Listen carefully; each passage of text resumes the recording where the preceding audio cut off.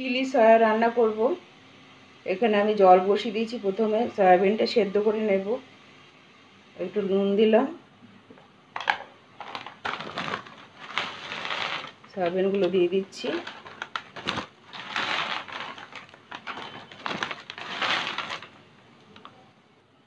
তিন চার মিনিট একটু সেদ্ধ করে নেব। 4 মিনিট সেদ্ধ করে নিলাম। এর মধ্যে ঠান্ডা জল দেব।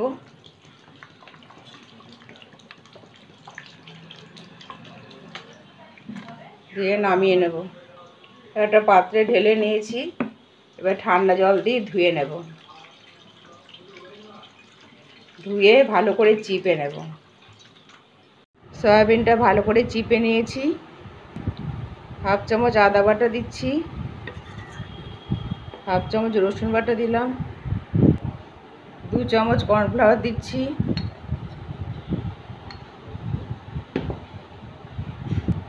1 চামচ ময়দা দিচ্ছি। আন্দাজ মতো নুন দিচ্ছি।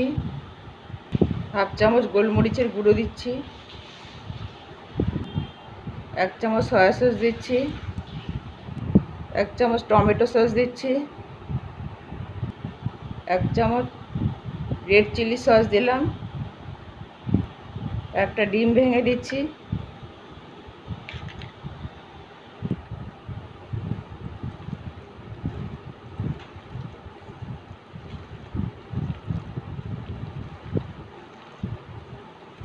ভালো করে মিশিয়ে নেব।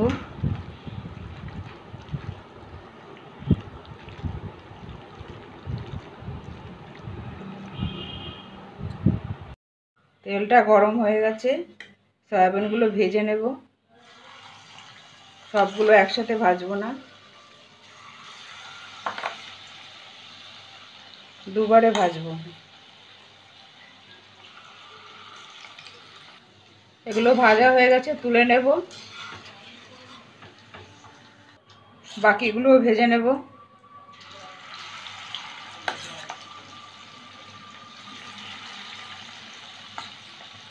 এগুলো ভাজা হয়ে গেছে, তুলে নেব।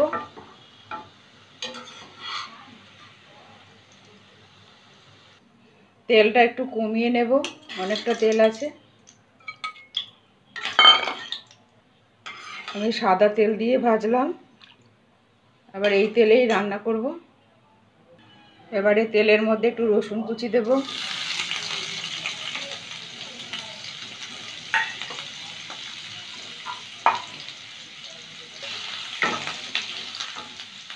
একটু আদা কুচি দিলাম, একটু ভেজে নেব। 2 মিনিট একটু ভেজে নিলাম। এবার পেঁয়াজটা দিয়ে দেবো, কিউব করে কাটা। ক্যাপসিকামটা দিয়ে দেবো, একটু ভেজে নেব। একটু ভেজে নিলাম। আমাদের 2টো কাঁচা লঙ্কা কুচি দিলাম। 3 চামচ সয়া সস দেবো, টমেটো সস দিলাম। 3 চামচ টমেটো সস দিয়েছি। 1 চামচ সয়া সস দিচ্ছি, আর একটু দেব। 1.5 চামচ দিলাম সয়া সস। 1 চামচ রেড চিলি সস দিচ্ছি। হাফ চামচ গোলমরিচের গুঁড়ো দিচ্ছি। হাফ চামচ নুন দিচ্ছি। সামান্য জল দেব।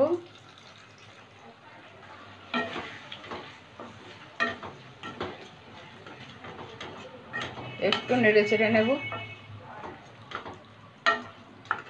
একটু নেড়ে চেড়ে নিলাম।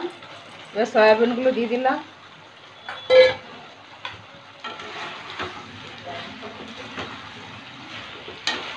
সাথে একটু মিশিয়ে নেব।